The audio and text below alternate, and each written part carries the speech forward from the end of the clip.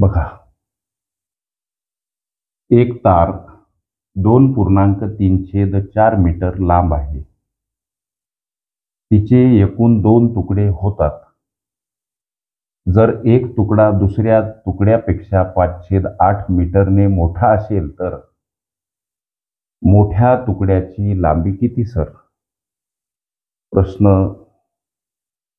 समजेल अशा भाषेत समजावून सांगा. ओके. लेकरांनो, संकीर्ण प्रश्न संच ही माझी प्लेलिस्ट अभ्यासा. त्यामध्ये अशा संमिश्र अनेक कूट प्रश्नांचा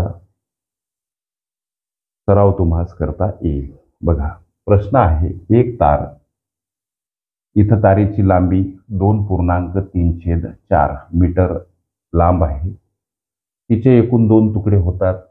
एक तुकडा दुसऱ्या तुकड्यापेक्षा 5/8 मीटरने मोठा असेल तर मोठ्या तुकड्याची लांबी किती, असा प्रश्न.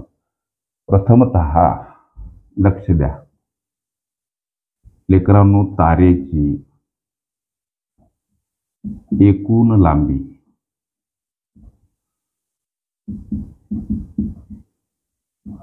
आहे 2.34. ओके. हा पूर्णांकयुक्त अपूर्णांक आहे. याचं अंशाधिक अपूर्णांकात रूपांतरण करत असताना छेदाने पूर्णांकाला गुणणे, 4 दोन्ही 8, त्यामध्ये अंश मिळवणे आणि छेदस्थानी छेद जसाच्या तसा. ओके, लक्ष द्या.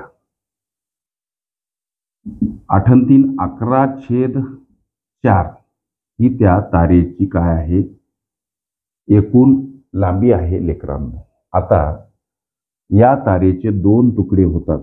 एक तुकडा जो वर्णनामध्ये आपल्याला मोठा आहे असं दर्शवलं, आणि दुसरा तुकडा, लक्ष द्या, गणित जरा बारकाईनं लक्षात घ्या. ओके. आता काय म्हणते गणित बघा, जर एक तुकडा दुसऱ्या तुकड्यापेक्षा 5/8 मीटरने मोठा, हा एक तुकडा दुसऱ्या तुकड्यापेक्षा 5/8 मीटरने मोठा, म्हणजे जर का हे सगळं समीकरणबद्ध फक्त करता यावं, जर का दुसरा तुकडा x मीटर लेकरांनो असेल तर हा एक तुकडा त्याच्यापेक्षा 5/8 मीटरने काय आहे, मोठा आहे. ही झाली समीकरण स्वरूप या गणितीय वर्णनाची मांडणी. ओके, लक्ष द्या लेकरांनो. आता आपल्या उत्तराप्रत आपण चाललो. तारेची एकूण लांबी 11/4 आणि ह्या तुकड्यांची ही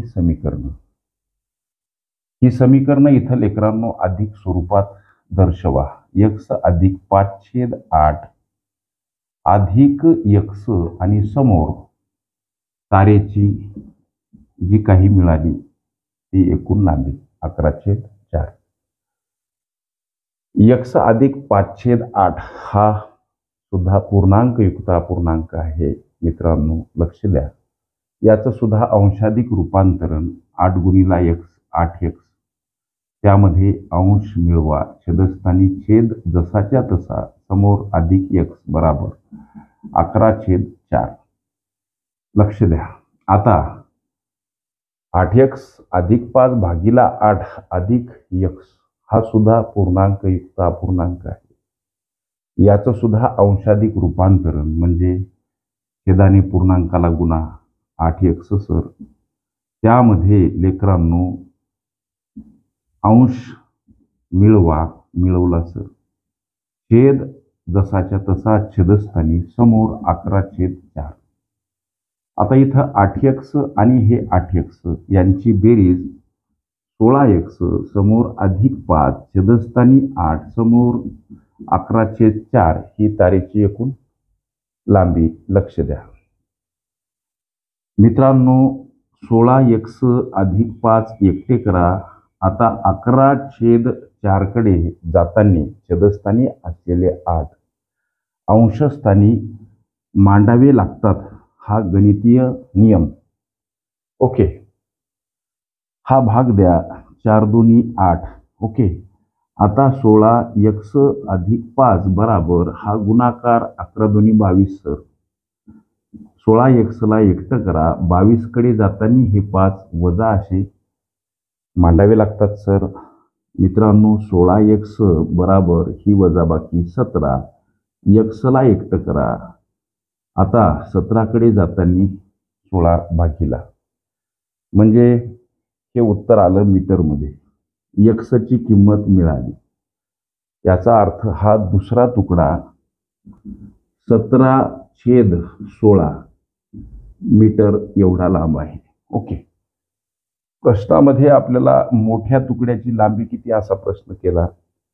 मोठा तुकडा म्हणजे हा एक तुकडा जो दुसऱ्यापेक्षा 5/8 मीटरने काय आहे, मोठा आहे. मग या मोठ्या तुकड्याच्या लांबीच्या समीकरणात आल्या x ची किंमत टाका. जसं की x अधिक 5/8, x ची किंमत मिळाली 17/16 अधिक 5/8. आता हे दोन अपूर्णांक यांची करायची बेरीज. प्रथम त्यांचा छेद समान होण्यासाठी इथं छेदाला 2 तत्परायण, अंशाला सुद्धा 2 गुणा. हा गणितीय दंडक. ही गणिताची काही आचारसंहिता आहे, ही पाठ करा. 5 दुनी 10 आणि 8 दुनी 16. छेद समान झाला. लक्ष द्या. आता अंशामध्ये 17 अधिक 10, छेदस्थानी 16 एकटे. एकच वेळ का घ्यायचे सर, तर 16 प्रत्येकी एक वेळा दोन्ही अपूर्णांकात आलेत म्हणून एक वेळा. अंशातील ही बेरीज 27 छेदस्थानी 16 हे आलं आपल्याला उत्तर.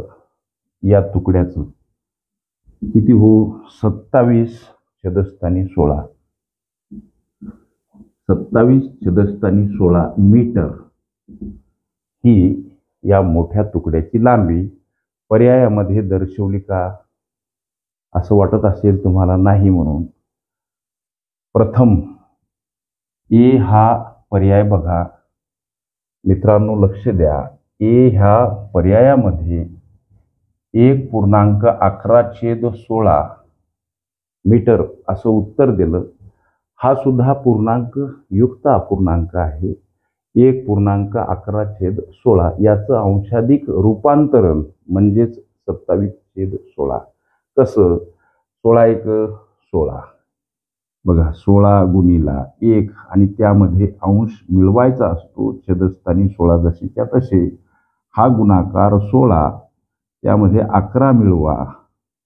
16 आणि 11 27 छेदस्थानी 16 मीटरमध्ये हे उत्तर आलं. ओके, प्रश्नामध्ये मोठ्या तुकड्याची लांबी किती असा प्रश्न. 27/16चं पूर्णांकयुक्त अपूर्णांकात रूपांतरण करून आपल्याला पर्याय दर्शवला.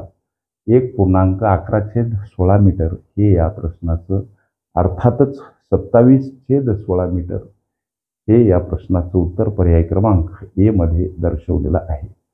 संकीर्ण प्रश्नसंच ही माझी प्लेलिस्ट. जरूर अभ्यासा. विविध स्पर्धा परीक्षा देणारे विद्यार्थी प्रश्न विचारतात आणि असं वाटते की हे प्रश्न अनेक विद्यार्थ्यांना पडले असावेत. त्यांच्या हिताची काळजी म्हणून हे प्रश्न मी सार्वजनिक करण्याचा प्रयत्न करत असतो. संकीर्ण प्रश्नसंच ही प्लेलिस्ट जरूर बघा. त्यामध्ये असंख्य अशा संभाव्य प्रश्नांचा सराव तुम्हास करता येईल. जाता जाता एवढंच सांगून जातो मित्रांनो, गणित हा विषय सरावाचा आहे. Okay, practice make man perfect. अशक्य ते शक्य करिता सायास कारण अभ्यास तुका म्हणे. गणितामध्ये रियाज, सराव फार महत्त्वाचा असतो. नित्य नेमानं गणिताचा सराव करा. गणित हा खेळ आहे, मनोरंजन आहे. ओके.